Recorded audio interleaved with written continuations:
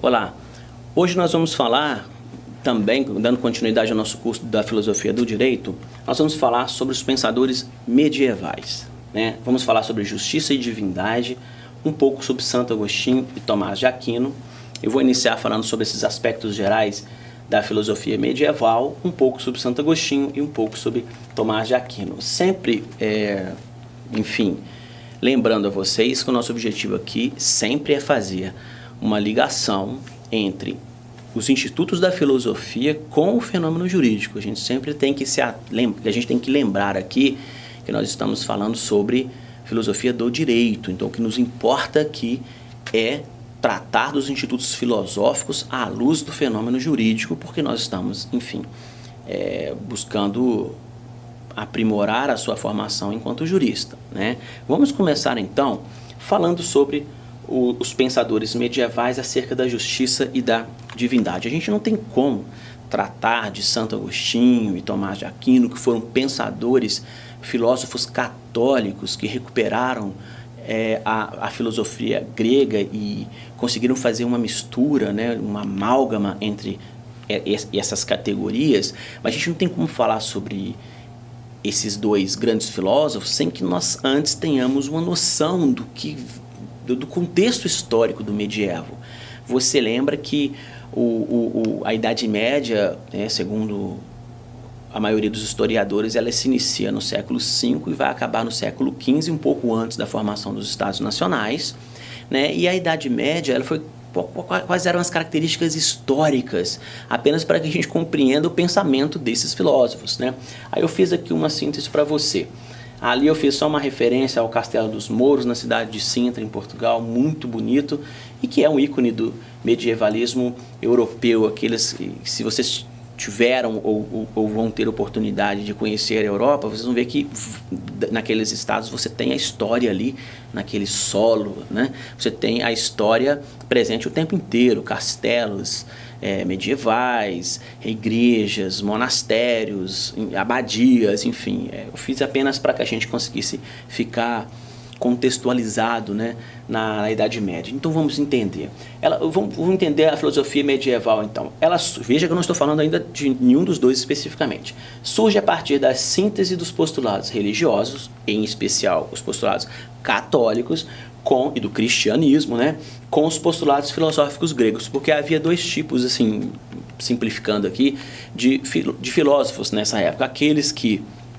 Filósofos religiosos, aqueles que desprezavam a filosofia grega por achar que a filosofia grega e o seu entendimento seria uma porta para a dúvida, uma porta para o questionamento, e que não seria bom que nós fizéssemos essa associação. E, por outro lado, os filósofos que fizeram isso, né, e foram exatamente Tomás de Aquino e Santo Agostinho. Santo Agostinho e Tomás de Aquino foram filósofos católicos, né, que pensaram dentro do paradigma do cristianismo, sendo que Santo Agostinho recupera a filosofia de Platão e Tomás de Aquino recupera a filosofia de Aristóteles. Nós vamos ver isso daqui a pouco, quando tratarmos especificamente de cada um. E qual que era, então, o momento histórico, né, da Idade Média, para nós entendermos a filosofia? Primeiro foi a decadência do Império Romano, né, a Europa, depois da queda do Império Romano, ela praticamente se tornou um conjunto de reinos isolados e caracterizados inclusive por invasões bárbaras. Se você é uma pessoa que gosta de assistir séries, nós temos, por exemplo, os Vikings, que falam exatamente sobre isso, né?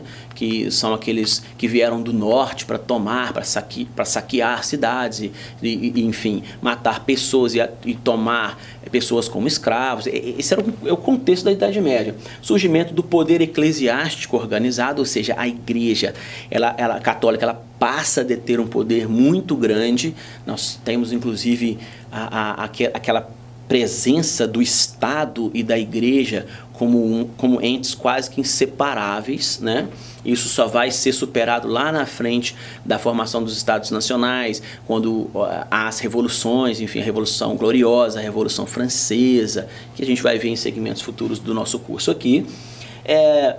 a desestruturação dos ideais romanos, é óbvio, né? Aqueles ideais de vida na cidade, os ideais de civismo, de cidadania, aquilo tudo ali cai por terra. E o homem do medievo, o homem da Idade Média é um homem meio supersticioso, um homem que dá mais valor àquilo que seja misterioso do que aquilo que seja científico. É alguma coisa dentro desse contexto, pensamento da Idade Média.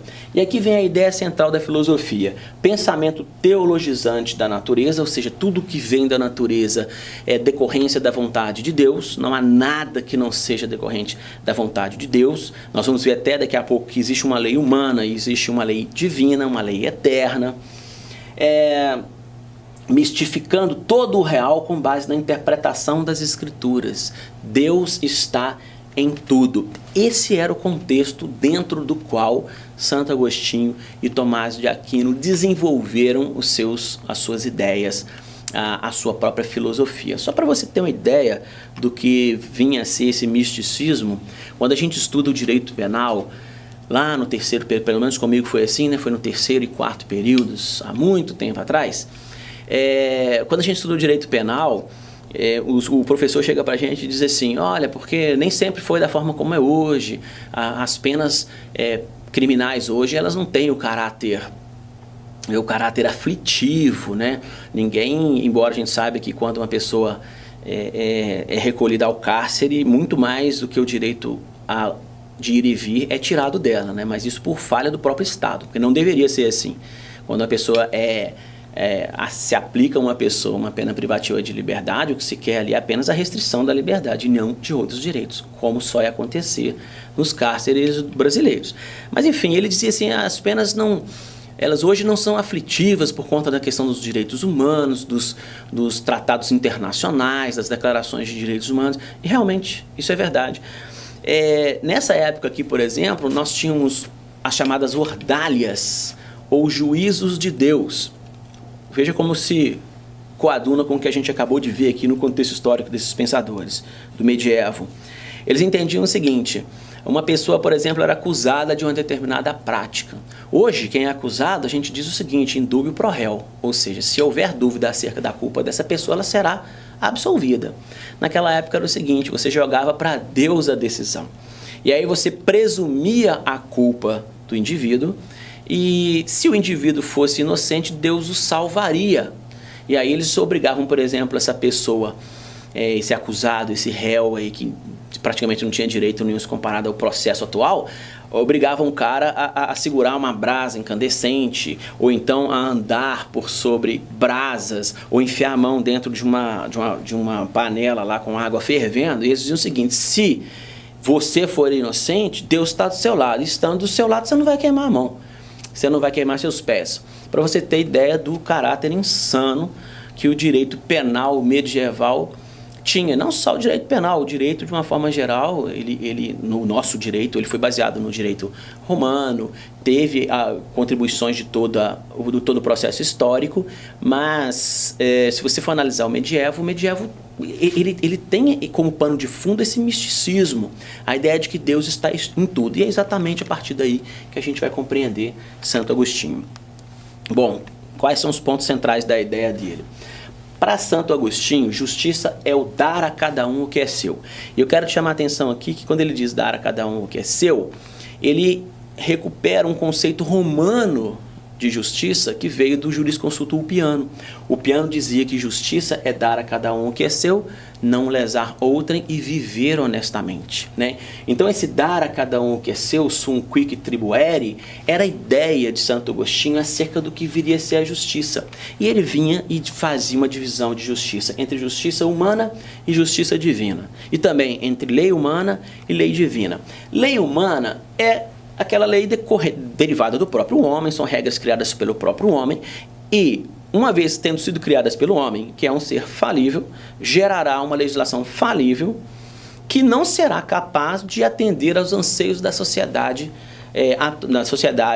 para aquela legislação. E aí ele vem e diz o seguinte, entretanto tem uma salvação.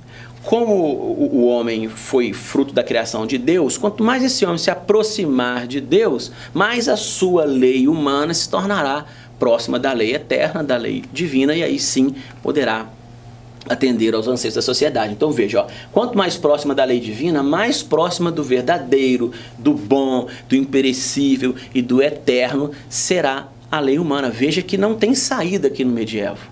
Nós estamos sempre jungidos ou submetidos àquilo que seja a vontade de Deus. E a justiça para ele, e isso não mudou nada hoje, seria a ratio essendi do direito, a razão de ser do direito, a essência do direito. E, como eu falei, consiste na virtude de atribuir a cada um o que é seu.